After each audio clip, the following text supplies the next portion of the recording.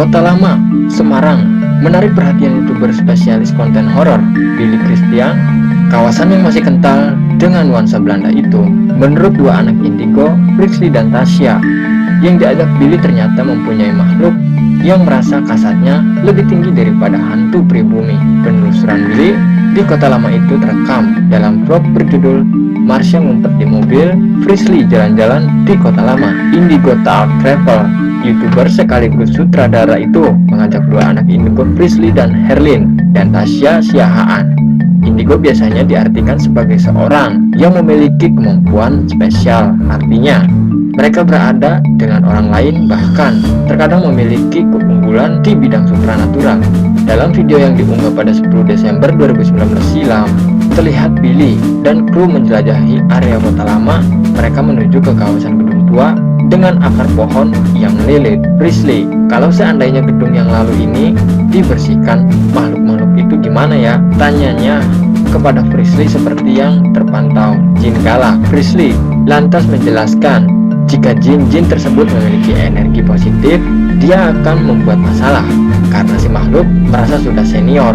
Kehadirannya sudah ada lebih dulu sebelum bangunan-bangunan itu didirikan, kecuali kalau jin itu terbentuk setelah ada kejadian di bangunan itu. Apalagi kalau bangunannya diubah, mereka akan menjadi galak, ungkapnya. Ternyata Billy masih belum puas dengan pernyataan Frisley. Ia pun penasaran, apa jadinya jika makhluk tersebut baru menempati satu bangunan yang sudah ada terlebih dahulu, namun bangunan tersebut diubah bentuknya, akan terus berenergi negatif, akan terus ada gangguan kah walaupun bangunan ini sudah diubah, jelasnya ke Billy.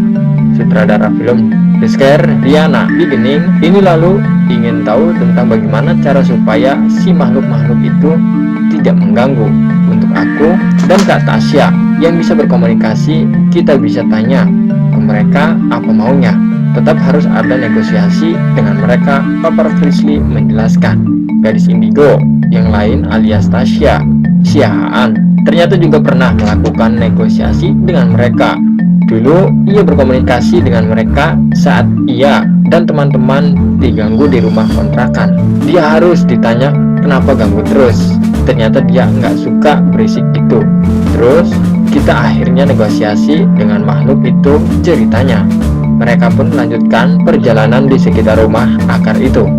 Gedung itu dulunya memiliki perusahaan koran berbahasa Belanda tertua di Semarang, seperti yang dihimpun semarangpost.com dari berbagai sumber. Pada masa perebutan Irian Barat, koran tersebut diambil alih grup Tempo. Tak hanya itu, bangunan tersebut juga pernah dimanfaatkan menjadi markas koran seluruh Marhaen. Biasanya kalau udah wilayah Belanda, hantu-hantu pribumi kayak kuntilanak nggak bisa masuk kah? Ungkapnya saat ditanyai Billy, adakah setan pribumi di sekitar rumah akar itu? Tasya juga menambahkan, mereka mempunyai derajat yang berbeda. Si hantu Belanda lebih tinggi dengan makhluk pribumi. Walaupun mereka sudah menjadi hantu, kesan sombong masih melekat dari makhluk-makhluk itu. Jadi kesannya kayak kelompok-kelompok gitu.